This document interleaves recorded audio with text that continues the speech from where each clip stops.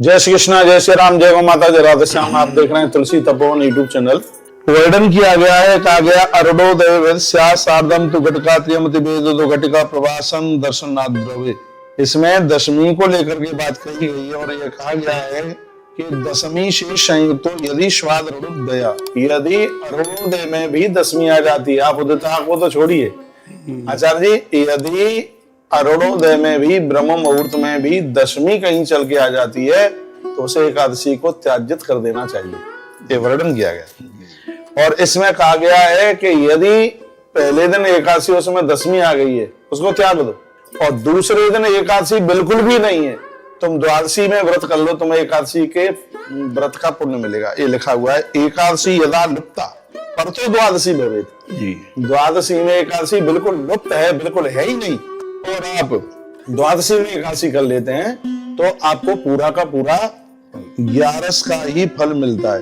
पर इसमें तो लिखा हुआ है कि न करोति है यो मूढ़ा एकादश्याम उपोषणम।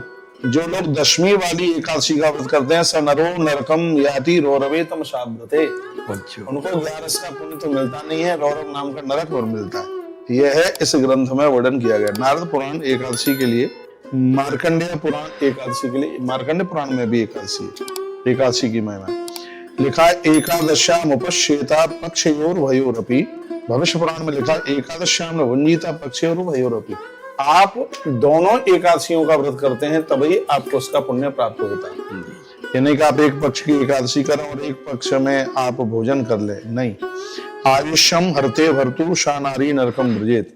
जो स्त्रियां, अब अच्छा नहीं लगेगा आपको, इसमें लिखा है पति का अपमान, सास ससुर का अपमान, सबका अपमान करती हैं, घर में लड़ाई लड़ती हैं और एकादशी का व्रत करती हैं, तो इसमें लिखा है कि ऐसी नारी पुण्य की आयु का हरण और कर लेती है। इसलिए मैं अपनी माता बहनों को निवेदन करूंगा, और मैं ये नहीं कहूंगा कि गलतियां आपकी ही हैं, मैं आपको बहुत निवेदन पूर्वक कहना चाहूंगा, ये मर्द भी कम नहीं है, बहुत परेशान करते हैं। तो आप अपने धर्म के ऊपर बिल्कुल अड़ग रहिए। फिर ये सब व्रत कल्याणकारी हैं, बहुत कल्याण करते हैं। भविष्य पुराण में लिखा है यथा शुक्ला तथा कृष्णा तथा तुल्येन मन्यते अस्तु सही वैष्णव उच्यते। लिखा है कि जो वैष्णव लोग हैं, कृष्ण पक्ष की एकादशी और शुक्ल पक्ष की एकादशी में कोई अंतर बिल्कुल भी नहीं है। तो इस वीडियो के माध्यम से मैं आपको यह निवेदन करने के लिए जा रहा हूँ, हेमाद्री मते में भी एकादशी की महिमा लिखी गई है। शुद्धाम बुद्धाम देव नंदा त्रिधा न्यूनम समाधिकम षड प्रकारा पुनस्त्रेधा द्वादशी समाधिक। आगे आगे 3 दिन में व्रत पूरा होने वाला व्रत, यदि आप द्वादशी में एकादशी करते हैं, ब्रह्म मुहूर्त में अरुणोदय काल में 11 वर्ष चल करके आ जाए तो आपको उसे एकादशी का अनंत गुना फल प्राप्त होगा। तो अब के बार जो एकादशी 21 तारीख को पड़ रही है, ये बिल्कुल भी करने के लायक नहीं है आचार्य जी। इसलिए करने के लायक नहीं है, इसमें लगभग सूर्योदय हो रहा है 5:23 या 24 मिनट पे हो रहा है, 24 पे हो रहा है ना, तो 23 से 24 तक हो रहा है। तो ये 21 तारीख की बात बता रहा हूँ, और इसमें एकादशी आरंभ हो रही है 7 बज के कुछ मिनट पे आरंभ हो रही है।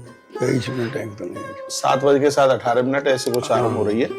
तो अब देखो, वो उदिता में भी नहीं है, एकादशी उदिता में भी नहीं है, ब्रह्म मुहूर्त में दशमी और उदिता में दशमी। तो इसलिए हर प्रकार से 21 तारीख का जो एकादशी का व्रत है वो त्यागने के लायक। इसमें आप दान पुण्य कर सकते हैं, व्रत नहीं कर सकते बिल्कुल, ऐसा इस ग्रंथ में वर्णन किया गया है। तो कल काफी लोगों के मैसेज भी थे और वो ये कह रहे थे कि हमारे गुरुजी ये कह रहे हैं, वो फलाने पंडित जी ये कह रहे हैं, मंदिर के पुजारी ये कह रहे हैं, आपके जो गुरुजी कह रहे हैं वो करो, आपके मंदिर के पुजारी कह रहे हैं वो करो। लेकिन हमारा तो ग्रंथ सामने रखा है, वो यही कहता है कि एकादशी का व्रत 22 तारीख को ही है, क्योंकि उसमें दशमी बिल्कुल नहीं आनी चाहिए। और जो 21 को कर रहे हैं उनका पारण 1 बजे के बाद हो रहा है दोपहर में, क्योंकि द्वादशी के पहले पक्ष में पारण होता नहीं है, कभी भी पहले चरण में होता नहीं है पारण। इसलिए ये एक वीडियो के माध्यम से ये बात आपके पास तक पहुंचानी थी। एकादश्या महोरात्रम भुक्त्वा चांद्रायणम चरेत। जो एकादशी को आधी रात्रि तक जाग लेते हैं, भगवान के नाम का कीर्तन करते हैं, उन्हें चांद्रायण व्रत करने का फल तत्काल प्राप्त होता है। तो भक्तों, बहुत बहुत धन्यवाद आप सबके लिए। आपने इस वीडियो को आगे भी लोगों को भेजिए, जिससे और भी लोग लाभान्वित हो सकें। और याद रखें, एकादशी यदा लुप्ता प्रतो द्वादशी भवेत्। यदि द्वादशी में एकादशी बिल्कुल लुप्त है और एकादशी में दशमी आ गई है, उसको त्याग दीजिए और द्वादशी को ही व्रत कीजिए। अब के बाद ऐसा ही 22 तारीख को व्रत है 11 का, योगिनी एकादशी है। आचार्य जी ग्रंथ में लिखा है कि एक योगिनी एकादशी का व्रत करने से 88,000 ब्राह्मणों को भोजन कराने का फल। इतनी बड़ी महिमा, ताप प्रताप संताप सब समाप्त हो जाते हैं। बोलिए एकादशी मैया की जय हो। आप सभी को 11 की बहुत बहुत मंगलमय बधाई और शुभकामनाएं। ऐसे हमारे साथ जुड़े रहिए और नई नई अपडेट प्राप्त करें।